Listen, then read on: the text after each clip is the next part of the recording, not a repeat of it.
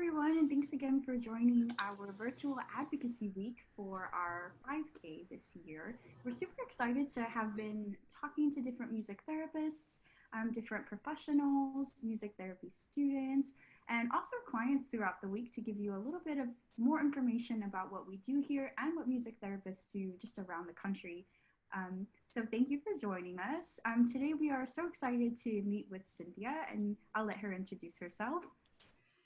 Hi everybody, my name is Cynthia Rael. I'm a board certified music therapist living in San Antonio currently, and I'm actually from the Valley, raised in Edinburgh from childhood all the way up until early years of college, so proud Valley native as well. Yay! I love it. It's not, for those of you watching, it's not very common to meet music therapists that either work or live in the Valley or from the Valley, so it's really cool. Thank you, Cynthia, for coming in and agreeing to talk to us today. I know we're really excited to learn more about what you do. Yeah, of course. Thank you for having me. Yeah. So the first thing I want to just talk about, maybe you could tell us a little bit about the setting that you're working in right now.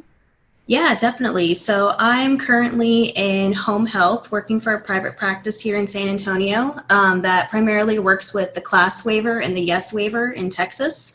So I provide music therapy services for adults and children with intellectual disabilities, other medical disorders such as epilepsy, cerebral palsy, autism. I also work with children with mental health disorders such as bipolar disorder, anxiety, depression.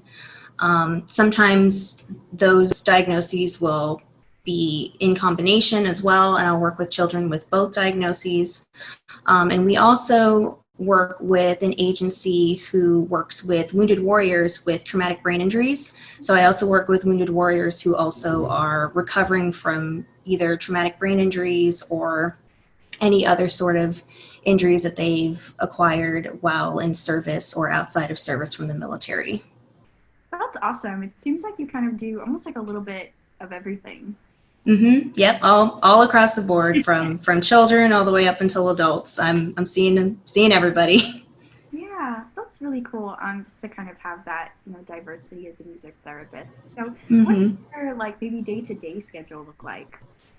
Right now, it's pretty across the board also. Of course, with COVID right now, I'm all telehealth for my class waiver, yes waiver, and my wounded warriors. So a typical day will look like having maybe 1 or 2 sessions via telehealth in the morning, maybe around 10 or 11, and then I'll have a little bit of a break during the day.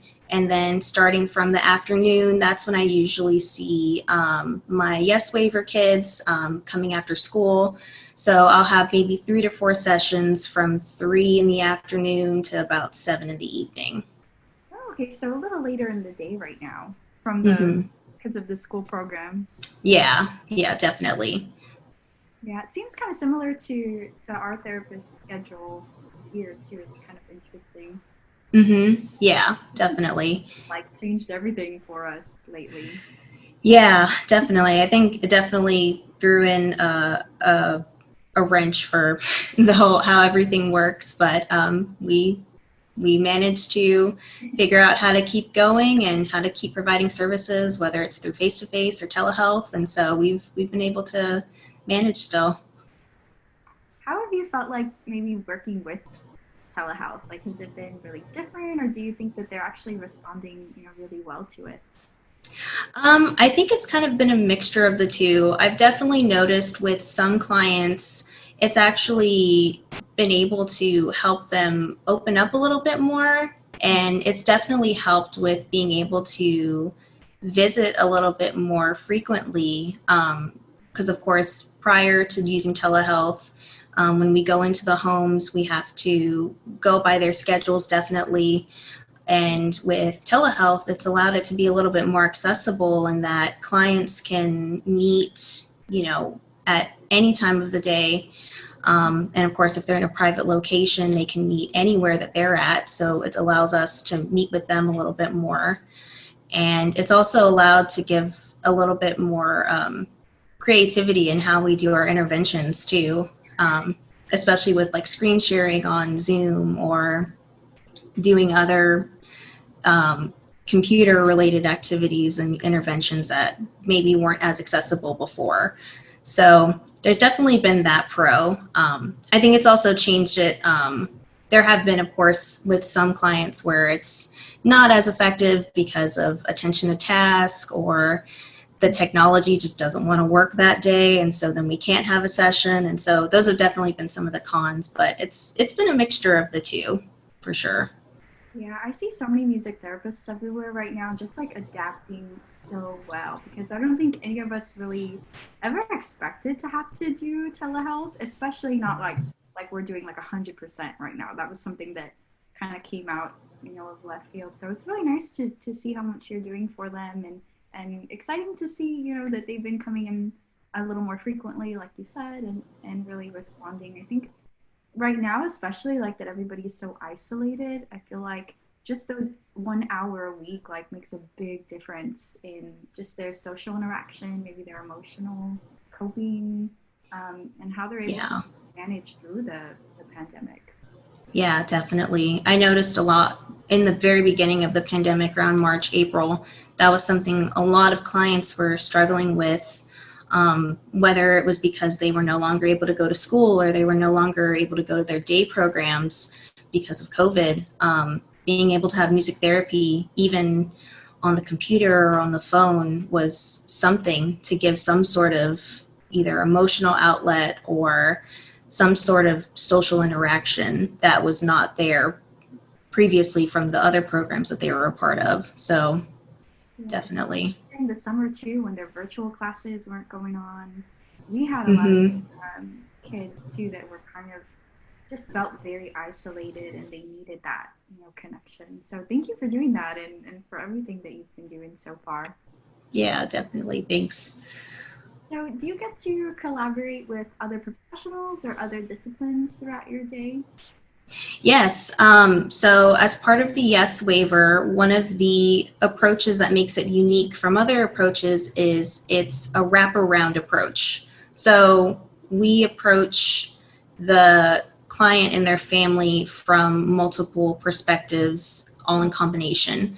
So, I work on a team with a wraparound facilitator who provides kind of like a case manager role, making sure services are happening and providing any other support that the family and client might need on a week-to-week basis. And then I also work with a community living specialist who works with the client in the community. And also, typically, a team will have also a family partner, a recreation therapist, or an art therapist as well. And all of the disciplines will come together and create a treatment plan from all of us to best help the client. And we will all provide strategies to work with the client individually. And then on a month to month basis, we will all get together in what's called wraparound meetings and discuss what's working, what's not working, successes, barriers, and collaborate as a team to help the family reach the goals that they need to reach. That's awesome. It's so cool to see like that interdisciplinary approach, because I feel like even though we're all working on similar goals with the client, the way that we approach the goal, is so different. So it kind of gives like the client different tools. I always tell people each therapy is kind of like different tools in your toolbox, and you can kind of pick and choose what you need that day or what works better, in that moment for that particular person. And it's just very interesting to see everybody coming together like that. It's beautiful. Yeah, definitely. Well, and usually in our wraparound meetings, that's when we'll all give our input of what might be working best for the client and what they can try to use on a daily or weekly basis to help them reach the goals they need to reach. And even in between sessions, we will all still communicate and give each other feedback or assistance with, hey, this happened this week. Is there anything we can do? Does anyone have any suggestions? And so it's definitely an ongoing collaborative process, which is really nice. Yeah, it seems like also very beneficial to the clients as well. Definitely. They have many different resources and providers that they can go to um, if they ever need to. That's awesome.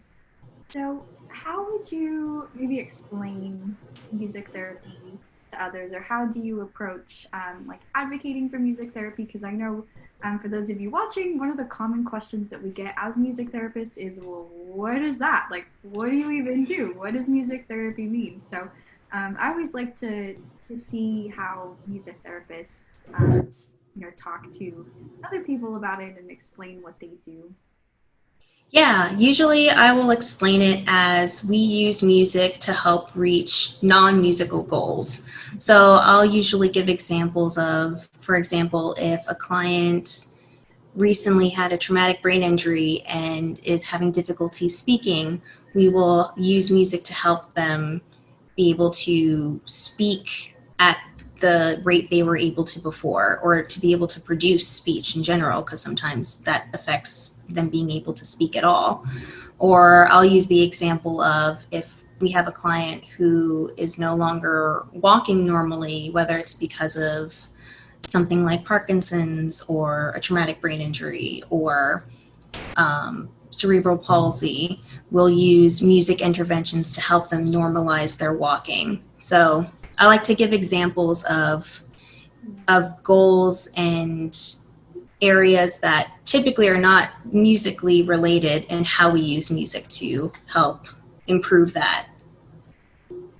Yeah, I feel like that's really helpful. I find myself doing similar things too, like with examples, and like I'll talk about coping skills, or I'll talk about like music guided relaxation and Mm-hmm. thinking based things, and usually everyone's like, "Oh, like that makes so much sense." And Right. it's interesting, at first to just explain, what we do or introduce somebody to music therapy for the first time. It's kind of also why we're making these videos and doing these interviews to share with our community, your community as well, the RGV, what it is that we do and how impactful it might be. So if you know somebody that it sounds like they might be able to benefit from one of the things that you're hearing today in these interviews, feel free to contact your local music therapist and look up music therapists in your area, wherever you are.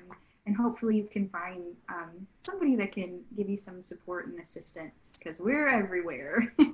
Yep, we are. Yeah. So can you tell us a little bit about where you studied music therapy?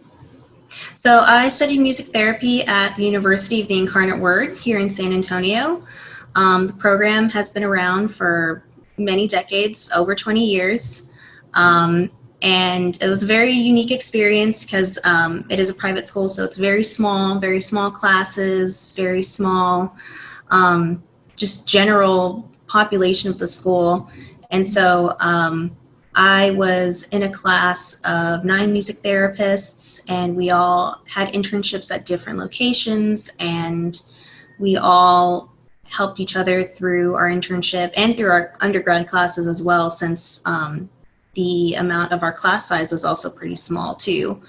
And so it was a great experience. I loved it so much from beginning to end, and I learned from a lot of really incredible professors and had the opportunity to work at a lot of amazing settings here in San Antonio with a variety of different individuals. So it was good. That's great. And so for those of you that are watching that might be interested in pursuing a career in music therapy or study music therapy, the University of Incarnate Word in San Antonio is one of the few schools in Texas that does offer music therapies as a degree program. So feel free to look that up and go to their website if you're interested in more information about their music therapy program.